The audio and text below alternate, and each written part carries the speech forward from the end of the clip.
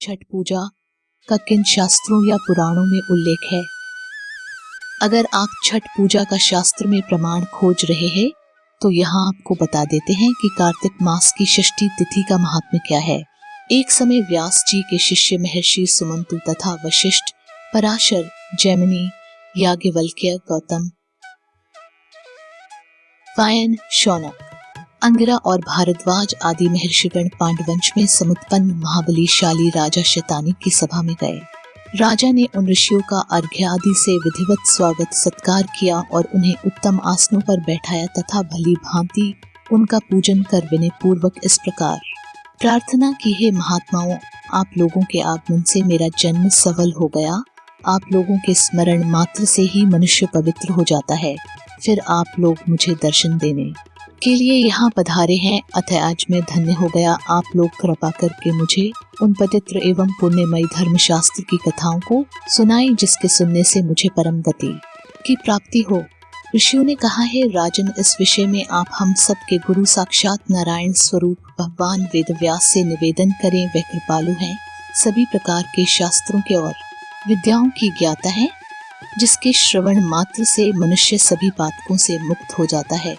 उस महाभारत ग्रंथ के रचिता भी यही है। राजा शतानिक ने ऋषियों के कथन अनुसार सभी शास्त्रों के जानने वाले भगवान वेदव्यास से प्रार्थना पूर्वक जिज्ञासा की, प्रभु मुझे आप धर्ममयी पुण्य कथाओं का श्रवण कराएं जिससे मैं पवित्र हो जाऊं और संसार सागर से मेरा उद्धार हो जाए। व्यास जी ने कहा, राजन, यह मेरा शिष्य सुमंतु महान तेजस्वी एवं समस्त शास्त्रों का ज्ञाता है। ये आपकी जिज्ञासा को पूर्ण करेगा। मुनियों ने भी इस बात का अनुमोदन किया। तदनंतर राजा शतानिक महामुनि सुमंतु से उपदेश करने के लिए प्रार्थना की, हे द्विज श्रेष्ठ, आप कृपा कर उन पुण्यमयी कथाओं का वर्णन करें जिनके सुनने से सभी पाप नष्ट हो जाते हैं और शुभ फलों की प्राप्ति होती है। महामुनि सुमंतु बोले, राजन, धर्मशास्त्र को पवित्र करने वाले हैं, उनके सुनने से मनुष्य सभी पापों से मुक्त हो जाता है। बताओ, तुम्हारी क्या सुनने की इच्छा है? राजा शतानिक ने कहा, ब्राह्मण देव, वे कौन से धर्म शास्त्र हैं जिनके सुनने से मनुष्य पापों से मुक्त हो जाता है? और इस प्रकार महामुनि सुमंतु ने राजा शतानिक को भविष्य पुराण सुनाना शुरू किया और उसी क्रम में भविष्य पुराण के अध्याय 39 में कार्तिक मास की षष्ठी तिथि के महात्म्य का वर्णन मिलता है। महामुनि सुमंतु ने कहा, है राजन, सभी को षष्ठी तिथि में केवल फलाहार करके रहना चाहिए, पर कार्तिक मास की षष्ठी का विशेष महत्व है। हे नर, जिस राजा का राज्य किसी प्रकार से छूट गया हो, इसके पूजन से यह राजा अतिशीघ्र अपने राज्य को प्राप्त करता है। हे महाराज, षष्ठी तिथि सदैव सभी कामनाओं की पूर्ति करती है, अतएव विजय की अभिलाषा वाले सदैव इसका व्रत करते हैं। इसी प्रकार कार्तिकेय को भी ये महातिथि षष्ठी अत्यंत प्रिय है, क्योंकि इसी में वे देवसेना के अधिनायक हुए हैं और स्कंद को शिवजी का ज्येष्ठ पुत्र बनाने का श्रेय इसी षष्ठी को प्राप्त हुआ है। इसलिए इसमें नक्त दिन में व्रत रहकर रात्रि में भोजन करने वाले प्राणी अपने मनोरथ सफल करते हैं।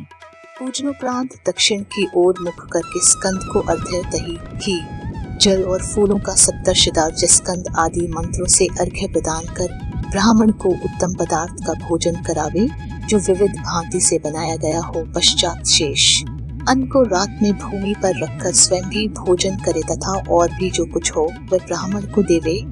हे महाराज, इस प्रकार षष्ठी के जिस व्रत विधान को स्नेह व स्कंद ने तत्पूर्वक बताया था, उस संसत विधि विधान को मैं कह रहा हूँ, सुनो। शुक्ल एवं कृष्ण पक्ष की षष्ठी में जो ब्रह्मचर्य पूर्वक व्रत रहकर फलाहार करता है, उसे स्कंद सिद्धि, धैर्य, प्रसन्नता, राज्य, आयु एवं लोकपलोक का सुख प्रदान करते हैं। प्रकार जो नक्त व्रत दिन में व्रत रहकर रात में भोजन करता है, उसकी ख्याति लोकपलोक दोनों में होती है तथा उसका स्वर्ग में वास नियत रूप से ज्ञात होता है। और यदि कभी यहाँ भूतल पर जन्म लिया तो उपरोक्त सभी फल उसे प्राप्त होते हैं। देवताओं का वंदनीय एवं राजाओं का राज होता है। हे कुरुकुल नायक, जो इस षष्ठी कल्प की कथा ही सुनते हैं, उन्हें भी सिद्धि, धैर्य, प्रसन्नता एवं यश प्राप्त होता है। श्री भविष्य महापुराण में ब्रह्म पर्व में षष्ठी कल्प वर्णन नामक 39वां अध्याय समाप्त। स्रोत भविष्य पुराणम प्रथम खंड अनुवादक पंडित बाबूराम उपाध्याय अध्याय 39 पेज नंबर 216 217